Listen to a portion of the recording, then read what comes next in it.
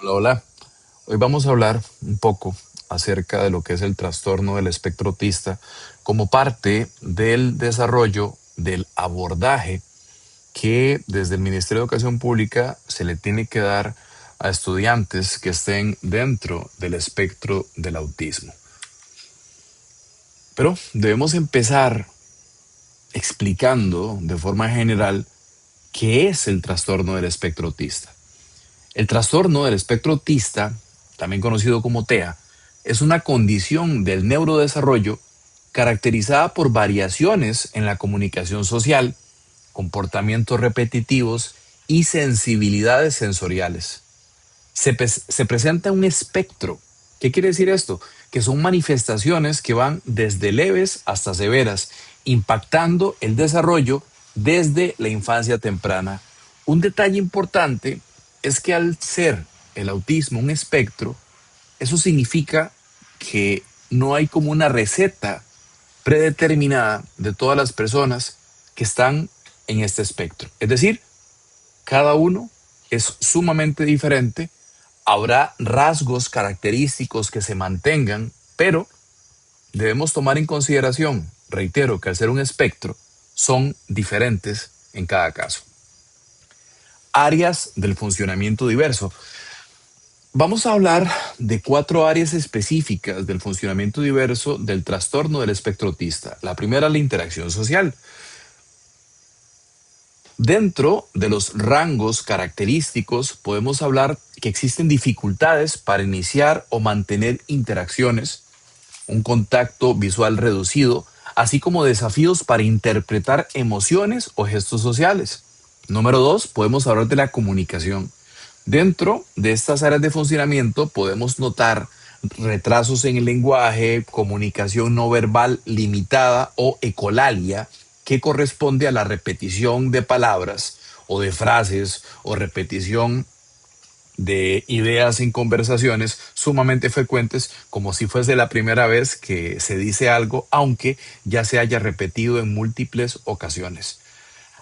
Algunos de estos aspectos o retrasos pueden ser no verbales, mientras otros desarrollan habilidades lingüísticas avanzadas. ¿Qué quiere decir eso? Que no todas las personas en el espectro autista tienen retrasos en lenguaje. Hay unos que más bien eh, tienen rasgos muchísimo más amplios que las personas neurotípicas, ¿verdad?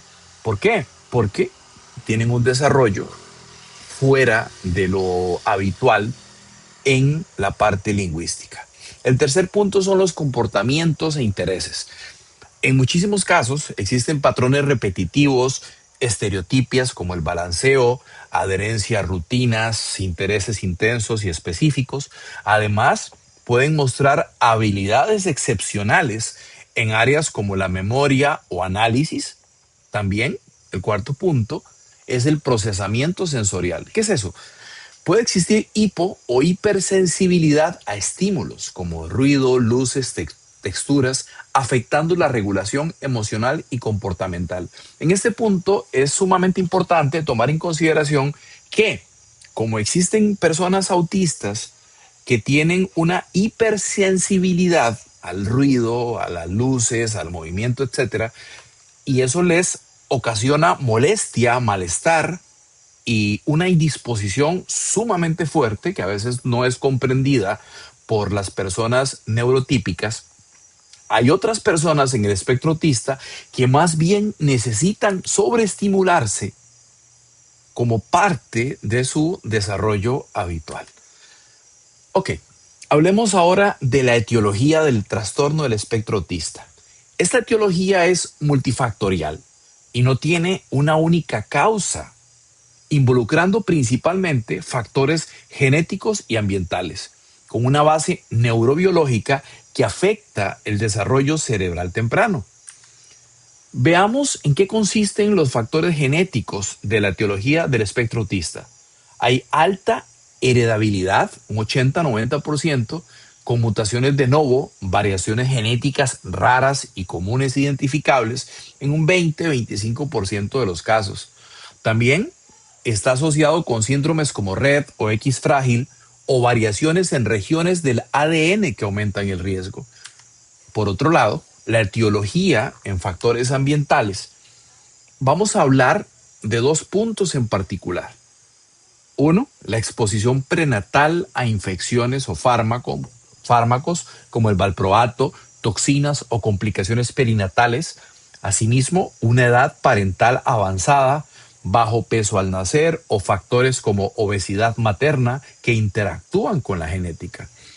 Por otro lado, si nosotros hablamos de la prevalencia del trastorno del espectro autista, podemos decir que a nivel global este afecta aproximadamente al 1 o 2% de la población, con mayor prevalencia en hombres, razón de 4 a 1.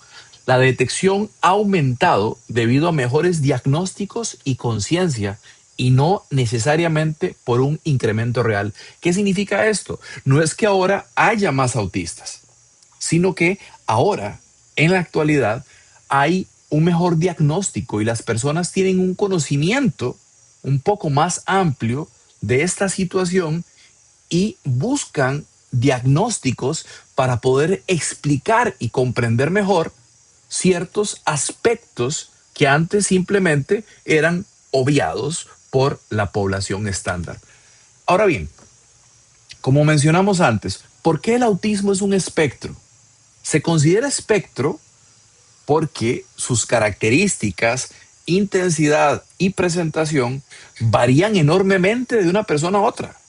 En lugar de ser una condición con síntomas fijos, el autismo abarca una amplia gama de realidades, con fortalezas y desafíos únicos para cada individuo. Reitero, ningún autista es igual a otro.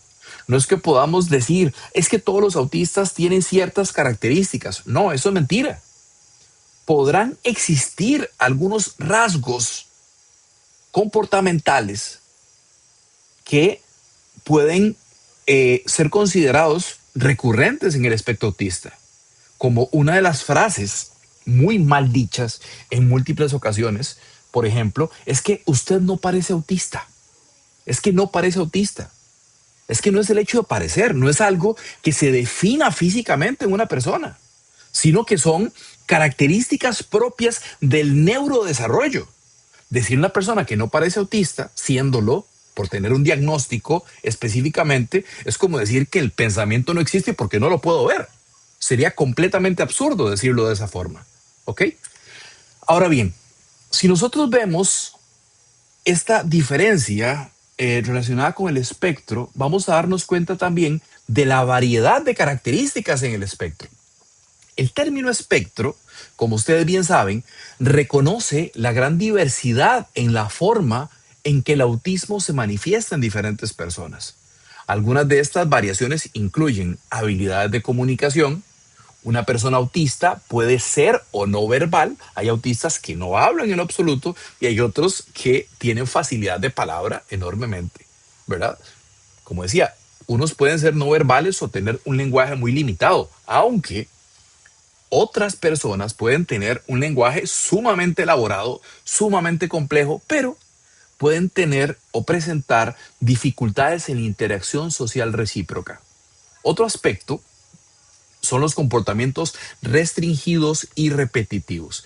Los intereses intensos, perdón, y las conductas repetitivas pueden ser un rasgo común, pero su forma, frecuencia y conductas difieren en la intensidad. Algunos podrán tener intereses sumamente específicos, mientras otros podrán tener movimientos repetitivos o inflexibilidad en las rutinas. ¿Qué significa esto? Que un cambio en la rutina, aunque parezca insignificante para muchas personas, puede ocasionar serias dificultades en una persona en el espectro autista. En casos de adultos, muchos podrán decir que eso es una ridiculez, que eso es una payasada y cuántas frases más que se puedan escuchar. Pero solamente la persona dentro del espectro puede comprender realmente qué es lo que vive, qué es lo que siente, qué es lo que piensa. Otra variedad de característica es la sensibilidad sensorial. La respuesta a los estímulos sensoriales al oído, a la vista, al olfato, al gusto, también varía ampliamente. Algunas personas pueden ser hipersensibles a ciertos sonidos o a texturas, mientras que otras pueden ser hiposensibles, es decir, necesitan muchísimo más estímulos para poder reaccionar. Ahora bien, hay diferentes necesidades de apoyo en todas aquellas personas dentro del espectro autista. El apoyo necesario también varía. Algunos requieren ayuda notable para la vida diaria y para toda la vida, mientras que otros pueden tener una vida más independiente, más normal, en comillas, veámoslo así, pero con apoyo. El Manual de Diagnóstico y Estadístico de los Trastornos Mentales, el DSM-5, que es el actual, clasifica los niveles de necesidad de apoyo en 3 grados. Veamos. ¿Por qué? Porque el espectro no es una línea de leve a grave, sino que se clasifica de acuerdo con la necesidad de apoyo. ¿Qué significa eso? No significa que una persona con autismo grado 3 sea más autista que una persona con grado 1. Eso no es así. Esa clasificación 1, 2 o 3 depende exclusivamente de la necesidad de apoyo que la persona necesite en su día a día, ¿ok? Por eso es importante recalcar que el espectro no debe interpretarse como una línea simple que va de leve a grave, como les decía. Una persona puede tener necesidades significativas de apoyo en un área, como la comunicación social, pero tener habilidades excepcionales en otra, como la memoria o los intereses restringidos. El concepto del espectro subraya que cada persona autista tiene un perfil único de fortalezas y desafíos que no puede ser simplificado en una única escala de gravedad. Según el DSM-5, perdón, hay 3 grados. Aquí tenemos el grado 3, necesita ayuda muy notable en la comunicación social, existe mínima comunicación social, comportamientos restringidos y repetitivos, marcada interferencia en la vida diaria por inflexibilidad y dificultades de cambio y foco de atención.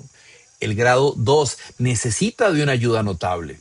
Por ejemplo, en la parte de la comunicación social existe un marcado déficit con limitada iniciación o respuestas reducidas o atípicas. En cuanto a comportamientos, interferencia frecuente relacionada con la inflexibilidad y las dificultades del cambio de foco. El grado 1, que durante muchísimos años se conoció como síndrome de Asperger, pero que con el DSM-5 pasó a incluirse dentro del mismo espectro del autismo, habla de que no se necesita apoyo in situ. In situ es una alocución latina que significa en el momento, en el lugar. Aunque una persona grado 1 presenta alteraciones significativas en el área de la comunicación social, no significa que no pueda conversar, que no pueda llevar una vida normal, sino que al ser sumamente directo para hablar, puede causar ciertas incomodidades con otras personas que no están habituadas a eso. La sinceridad es un aspecto sumamente frecuente en personas con grado 1. Ahora bien, existe una interferencia significativa en al menos un contexto. Hay muchas cuestiones y mucha tela que cortar en relación con la comprensión del espectro autista. Y uno de los aspectos fundamentales de esta concientización que está procurando el Ministerio de Educación es que sepamos que la diversidad, en este caso neurobiológica, es parte fundamental del día a día en la educación costarricense. Algunos síntomas subclínicos por ejemplo, o ambas dimensiones, pero sin alteraciones significativas, presenta un inusual o excesivo interés, pero no interfiere. Dentro de la normalidad puede ser peculiar o aislado, pero sin interferencia y no interferencia. Hay que tomar en cuenta que las personas autistas pueden ser sumamente confiables y leales. Y hay que tomar esto en cuenta. Reitero, el autismo no es algo que se pueda ver. Es una realidad que existe y no va a dejar de existir. Y lo mejor que puede haber es que haya comprensión, haya tolerancia y realmente estemos dispuestos a trabajar a partir de la diferencia. Soy el doctor Alonso Álvarez y ha sido un placer compartir con ustedes esta pequeña charla.